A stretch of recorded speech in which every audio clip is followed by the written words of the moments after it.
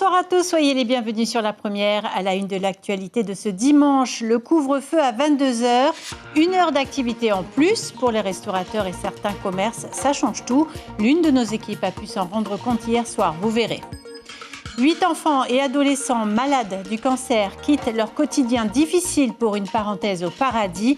Grâce à l'association Sourire à la vie, ils ont découvert Bora Bora. La nature à portée de main grâce au VAE. Ces VTT électriques permettent aux débutants d'atteindre le mont Marao en 2 heures. Des sensations addictives. Enfin, notre page Fénois d'antan nous emmènera au Tuamotu. Nous revivrons pas à pas une capture de KVO. Le couvre-feu repoussé d'1 heure, les restaurateurs s'en réjouissent, certains magasins d'alimentation aussi. 60 minutes en plus, ça fait toute la différence. Kaline Liénard et Patita Savea l'ont constaté hier soir, regardez. Les coulisses du rush, le couvre-feu à 22h est synonyme de reprise d'activité quasi normale. Car cette mesure restrictive avait réduit le temps de travail hebdomadaire à 26 heures. Les employés vont pouvoir repasser à 35 heures par semaine. Preuve de flexibilité, leurs plannings ont été rapidement réaménagés. La commande sans faire, s'il te plaît. Bien au contraire, ils sont très motivés. Ils ont été très contents de savoir qu'on repoussait en fait le couvre-feu.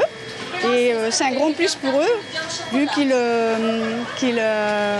ça fait un plus sur leur salaire aussi. Tu veux un coca ? Pour certains, ce couvre-feu modifie seulement leur plage horaire de travail. Commencer plus tard pour finir plus tard, le vrai changement pour Karl, c'est au niveau clientèle. Ils commencent à revenir de plus en plus, oui. Et ça te fait ressentir quoi de voir cette affluence de clientèle ? Ben moi j'aime bien les voir, les accueillir, tout ça. Pour moi, c'est une bonne chose. Dès l'annonce du couvre-feu à 22h, les réservations téléphoniques se sont accélérées dans ce restaurant. De quoi ravir le personnel qui a vu son temps de travail réduit pour ne pas être licencié.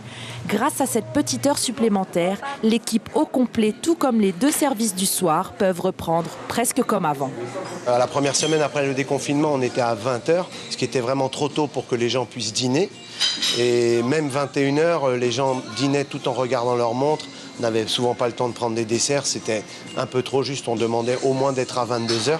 Ce qu'on a depuis aujourd'hui, on est content de pouvoir au moins être à 22h pour que les gens passent un bon moment, parce que quand ils viennent au restaurant, c'est pour savourer l'instant présent et prendre leur temps. Magasin ouvert 24 heures sur 24 ne fait pas bon ménage avec le couvre-feu et le confinement du week-end. Il a perdu une partie de son chiffre d'affaires, généré par les clients sortant des boîtes de nuit. Ici aussi, la solution a été de réduire le temps de travail pour éviter les licenciements. Elles pourront faire plus d'heures, parce qu'il y a beaucoup qui demandent à faire plus d'heures, parce qu'on avait des contrats de 30 heures avec ce couvre-feu qui... Et pour repousser à 22h, elles pourront aller jusqu'à 39h. J'ai hâte, oui, mais après, il faut s'adapter aussi au travail, aux horaires. On a de la chance déjà d'avoir du travail et le fait qu'on termine un peu plus tard, pour moi, ça ne change rien. Aucun changement pour l'instant, car pour ne pas perturber les plannings du personnel déjà établis, la fermeture à 22h, ce sera à partir de lundi. Mais les restrictions de circulation, la loi sur l'obligation vaccinale, le pass sanitaire, autant de thèmes abordés avec le président Édouard Fritch. Il sera l'invité café d'Ibrahim Ahmed-Azi dans le journal radio de 7h demain matin. Ils repoussent les limites de la maladie pour vivre leurs rêves. Accompagnés de 3 experts en cancer pédiatrique, 8 enfants ont quitté le monde de l'hôpital pour s'immerger dans la nature polynésienne. Première étape, Bora Bora, au programme snorkeling, sortie baleine, va'a et camping sur un motu. Le reportage de notre correspondante Rosana Maihota.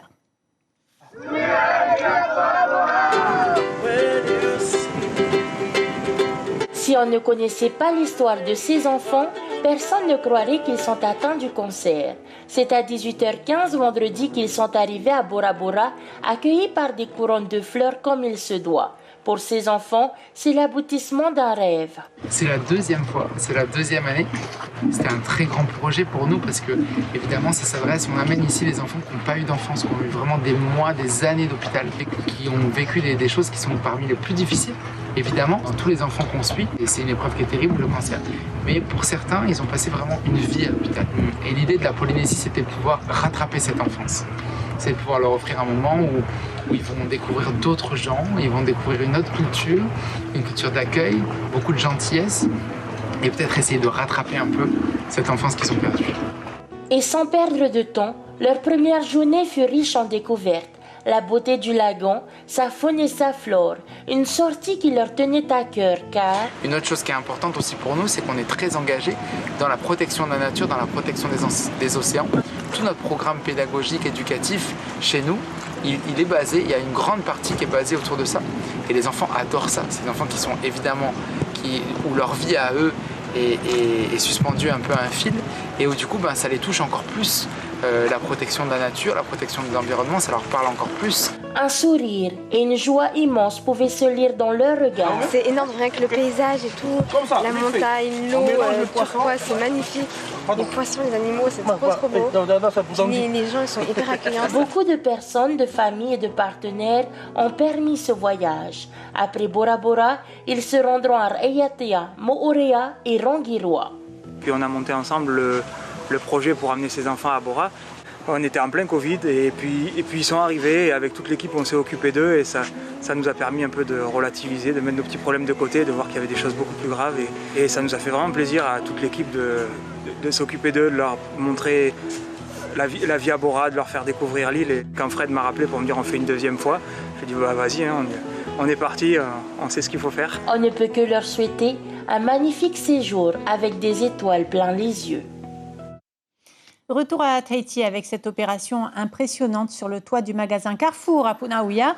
C'était en début d'après-midi. Un hélicoptère a permis de changer 6 gros éléments de climatisation. Une douzaine de personnes étaient mobilisées, dont 6 sur le toit. C'est plutôt exceptionnel. La dernière opération de ce type a eu lieu en l'an 2000. Dimanche, un moment de culte pour bien des fidèles. À Mahina, c'est une femme pasteur qui a pris la relève au temple de la Pointe Vénus. Sandrine Ganivé succède au pasteur Namata, qui lui est rentré à Maupiti. L'église protestante Maohi compte aujourd'hui une vingtaine de femmes pasteurs. Sandrine Ganivé a déjà officié plusieurs années à Ta'a. Elle se confie à Gilles Taoutou. C'est une décision des dirigeants de l'église protestante Maohi lors de son dernier synode de nous installer dans cette paroisse de Mahina. Nous sommes arrivés avec ma famille et depuis le début de ce mois d'octobre, j'ai commencé à travailler. Mais nous n'avons pas encore été présentés à la paroisse. C'est à cause des restrictions sanitaires dues à la COVID-19. Aujourd'hui, je suis à présent sur le terrain. J'ai commencé à célébrer le culte ce dimanche en attendant une cérémonie de présentation officielle. Du producteur aux assiettes des cantines scolaires, une délégation du syndicat pour la promotion des communes de Polynésie a participé au 35e forum sur la restauration publique territoriale en France. Des échanges fructueux pour inspirer nos communes en matière de restauration collective. Heidi Enko sur les images d'Ambroise Colombani. C'est d'abord sur le terrain que la délégation est allée à la rencontre des agriculteurs, leur mode de production, leurs contraintes. Dans les Landes, on compte plus de 10 000 hectares agricoles, savoir-faire et expérience à partager. Cette délégation est venue prendre un maximum d'informations. C'est d'ailleurs le sens même de ce congrès, de ce forum d'échange. Et puis, c'est également aller à la rencontre des intervenants qui sont des experts dans leur domaine sur des sujets qui préoccupent à la fois la métropole mais également la Polynésie française. Du terroir à l'assiette, il n'y a qu'un pas qui mène la délégation dans la région normande, à Harfleur. Au menu, visite de la cuisine centrale. Bien manger, ça passe par une bonne alimentation et donc par des maraîchers bio qui sont sur notre territoire. L'idée, c'est vraiment de créer des filières du producteur en passant par la restauration municipale, mais aussi aider à favoriser des filières de vente. Et donc ça, c'est vraiment très important. Enfin, rencontre avec des élèves de l'élémentaire qui cultivent des jardinières au sein de l'école, dont les produits serviront à élaborer des recettes en classe, lors d'ateliers du goût appelés Cooking Class. Nous avons mis en place aussi chez nous en Polynésie le cooking class. Ici, ils sont rentrés encore plus dans les détails. Quelle est la qualité de ce feu, de ce produit? Quels sont les éléments nutritifs de cette plante? Et si on consomme trop, quelles sont les conséquences? Je pense qu'ils sont vraiment rentrés dans les détails. On a vu les intervenants très enrichissants et qui nous donnent une idée comment on peut développer chez nous en Polynésie française. Reste maintenant à appliquer tout cela au Fénois avec, on l'espère, un peu plus de bio et de local dans les assiettes. Et parce que la santé passe aussi par le sport, les entraînements et les compétitions ont bel et bien repris pour le plus grand plaisir des licenciés. Au programme du VAA, du volleyball ou encore du tennis. Tout de suite, le résumé sportif du week-end avec Chiquita Taïva-Darouzès et Taïva Ribé. En tennis, 70 joueurs reprennent le tournoi qu'ils ont commencé la saison précédente, après plusieurs interruptions liées à la Covid-19. Une saison compliquée puisque la sélection tahitienne part dans une semaine en perfectionnement. Vaiani Ducervalo, Kira Fongloy, Julien Osmond, Heimanar Ilesan pour ne citer que quelques noms. C'est un soulagement pour le monde du sport, puisque les compétitions sont ouvertes. Et effectivement, pour mes compétiteurs, c'est tout à fait le même ressenti que moi-même. Afaa, matinée sportive pour les petits. Une planche et une rame, il n'en faut pas plus pour égayer la matinée des enfants issus des quartiers. Chaque samedi depuis 3 semaines, ils sont 80, âgés de 7 à 13 ans, à profiter du plan d'eau de Vaitupa. En solo ou en duo, les participants réalisent un petit parcours chronométré tout en s'amusant. Une initiative du Team Faa et de la commune, dernière rencontre prévue samedi prochain. Des activités sportives très attendues aussi par les adeptes du volleyball de Hao dans les Tuamotu. Le nombre de licenciés a explosé. Les mercredis après-midi, la salle de sport du collège accueille toutes les classes. L'établissement a même signé un partenariat avec une association du village pour les encadrer. Ça nous permet d'avoir des jeunes qui viennent se former à l'entraînement et qui encadrent donc les élèves. Ça nous permet de mieux s'occuper des élèves. Des CAE composent l'association jeunesse de Lille, des spécialistes du volleyball, du basket, du handball ou encore du futsal. Vous voyez derrière moi, il y a des CAE de l'association jeunesse volleyball qui ont d'abord pour objectif d'encadrer des activités sportives et culturelles et que je voulais mettre à profit du collège pour venir aider les enfants et surtout nos professeurs. Et puis la rentrée du foot a aussi démarré ce week-end. Petite mise en jambe pour les U7 et U9 au stade Pater et au stade du collège de Taravos, soit 26 équipes engagées. Les aficionados du ballon rond n'attendaient que ça puisqu'ils étaient près d'une trentaine d'équipes également à s'affronter chez les U11 et U13 au stade de Titioro, Ganive et à Vairao. Enfin, c'est une première en Polynésie. En vue des Jeux du Pacifique en 2027, le COPF a offert une formation aux présidents des clubs dont les disciplines seront représentées. Entraîner autrement, une thématique qui remet en question beaucoup d'entraîneurs dans leur façon de faire. On a besoin de tout le monde et il faut qu'on aide tout le monde à progresser. Donc aujourd'hui, c'est une première thématique sur la culture de la performance, la culture de la gagne et la culture polynésienne. Parce qu'on a toujours tendance à croire que parce qu'on est en Polynésie, on ne peut pas être performant. Quant à savoir qui accueillera les Jeux de 2027, le Conseil se prononcera lors de l'Assemblée générale les 5 et 6 novembre prochains. Et autre sport très en vogue, le vélo à assistance électrique. Il permet d'atteindre plus facilement les sommets de nos îles. Ce matin, les membres de l'association Free Riders ont pu rejoindre le Mont Marao en 2 heures, 2 fois plus rapide qu'un VTT classique, avec au bout du chemin une vue à couper le souffle. Reportage Nicolas Suire et Sandroli. Vue imprenable sur le plateau des Orangers. Une vue depuis le Mont Marao, désormais accessible à tous grâce au VAE. Mais même en vélo à assistance électrique, il faut fournir un effort, et ce, dès le début. On va aller jusqu'au pont, il y a un pont juste en bas, et là ça va commencer la remontée, c'est que de la remontée. C'est parti. Ok, tu gèles comme tu peux, hein. Voilà. Tu gèles tranquille. C'est parti. Et ça va aller, on est là. Go. Le Mont Marao est classé parmi les plus difficiles d'accès à cause de ses montées très raides et des pierres tout au long du parcours. D'habitude, Christophe est derrière, mais aujourd'hui, il a le VAE le plus puissant. Ouais, je prends mon temps et tout, et là je prends du plaisir avec ce vélo-là, quoi. Il est excellent, je suis en plein test, il est excellent. Excellent. Alors aujourd'hui, je suis devant. VTA, lui, essaie pour la première fois un VAE. C'est également la première fois qu'il tente l'ascension du mont Maraou.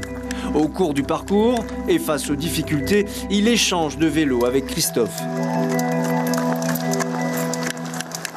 Un vélo qui vaut 250 000 ou un vélo à 700 000, on voit bien la différence, quoi. Ah ouais. Voilà. Ça change du tout au tout. Quelle sensation différente alors du coup? Une facilité beaucoup plus rapide et puis l'objectif qu'on va essayer de pousser un peu plus haut. 2h13 km plus loin, le sommet est atteint avec vue sur le diadème et jusqu'à la mer. C'est 2 fois plus rapide qu'un VTT classique. Paola en est à sa 3e visite au mont Maraou. Il apprécie toujours autant. C'est dur quand même, hein. C'est pas évident, il faut envoyer. Mais la récompense est là, quoi. Ah oui, elle est là, regarde la vue. C'est pas beau tout ça? Excellent. Au moins on est arrivé, principal. Une belle virée entre copains. La semaine prochaine, la même bande sera sur les sommets de Mataya.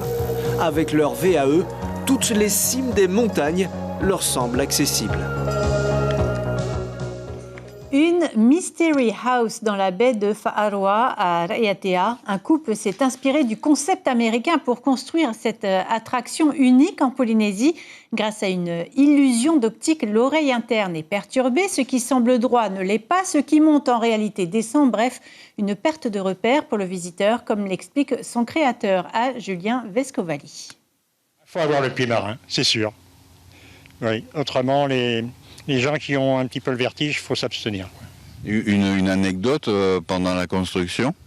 Oh oui, il fallait au moins que l'on sorte 5 ou 6 minutes pendant 1 heure à peu près. Toutes les heures, on sortait 5-6 minutes pour qu'on puisse... Autrement, on était malade. Am-Orea, c'est une activité plus traditionnelle qui est proposée aux habitants. Il s'agit de la 4e édition de l'opération Été, transmission des savoir-faire, démarche éco-responsable. La population est invitée à s'inscrire à différents ateliers de tressage pour des paniers en Te-Ore ou en I'au. Ce sera possible jusqu'au 30 octobre. Mirella Fuller l'explique à notre correspondante Nohaura Rurua. Ils sont très intéressés par le Niao car j'ai entendu hier qui dit moi j'ai du Niao à la maison, je sais maintenant quoi en faire. C'est intéressant, c'est très intéressant. Avec un panier en Niao, avec des pots pour mettre des cacahuètes dedans, de l'apéritif surtout, c'est ce qu'on avait rencontré hier. Et c'est pour ça justement ces personnes-là sont venues. Un petit plongeon dans le passé avant de se quitter avec ce sujet tourné il y a 23 ans à Takapoto. L'atoll situé à un peu plus de 500 km au nord-est de Tahiti abrite des kaweu, des crabes de cocotier. Olivier Gelin a assisté à leur capture.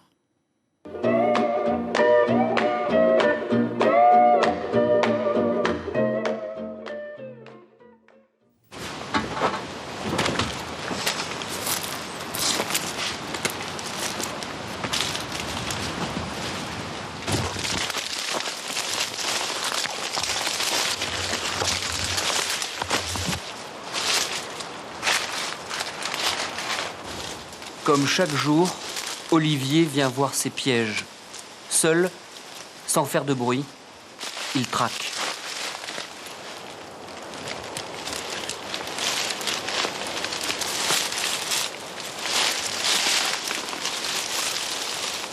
C'est un chasseur de crabes de cocotier, le kaweu, comme on l'appelle ici au Tuamotu. Et de ce crabe, il connaît tout, ses habitudes, ses cachettes. Olivier le chasse depuis 7 ans. C'est son métier. Et quand tu piques les bois dedans, ça mord dessus, sur le bois. C'est là que tu vas combien les caver du en dessous. Hein. Là, c'est petit ça. C'est petit. Si le gros ça bouge trop, si le bois ça bouge trop, ça c'est un grand crabe. Hein. Pas de chance cette fois-ci, mais la traque continue. Quand la chasse prend des allures de fouille.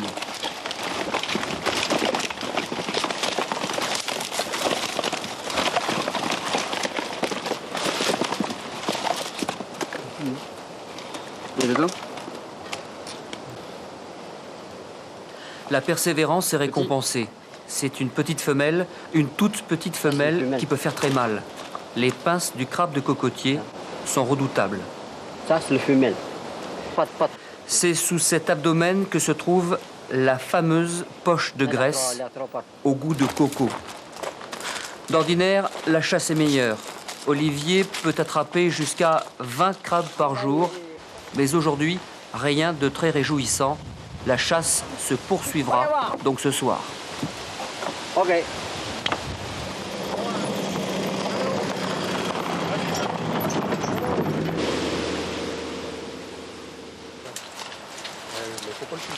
Retour sur le terrain, cette fois-ci avec son fils. La chasse s'annonce meilleure que ce matin. Les crabes sont de sortie. Les petits sur les branches. Quant aux plus gros, Olivier sait où les trouver.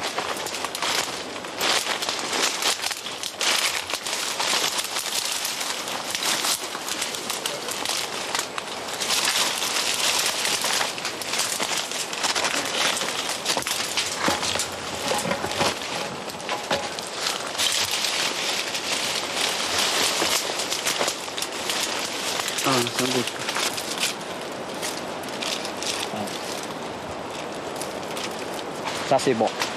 C'est plus bon que les langoustes. Et il sait de quoi il parle. Rares sont les repas sans crabe de cocotier. En général, c'est lui qui le cuisine, sous le regard de sa femme.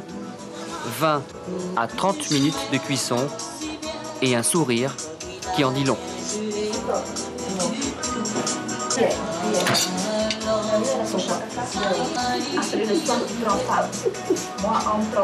bon. C'est bon. Voilà, et plusieurs temps forts à noter cette semaine. Mercredi, les maraîchers de la presqu'île seront sensibilisés au vol de légumes. Jeudi, 3e séance de la session budgétaire à l'Assemblée. Et enfin, samedi, les riverains de Moorea ont prévu de manifester à Tem'e contre les nouveaux projets hôteliers et immobiliers.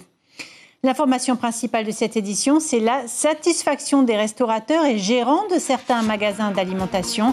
Le couvre-feu repoussé d'1 heure permet d'améliorer considérablement le chiffre d'affaires de ces acteurs économiques.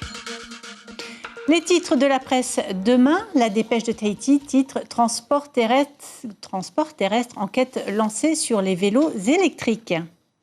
Dans un instant, un film sur la première avec Romain Duris, Nos batailles.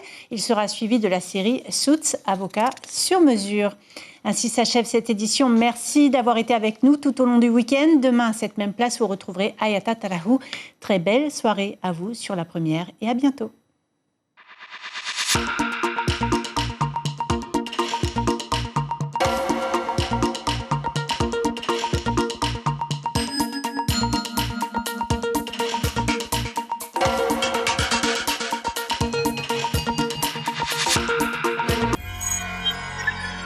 Retrouvez ce programme en replay sur notre site internet.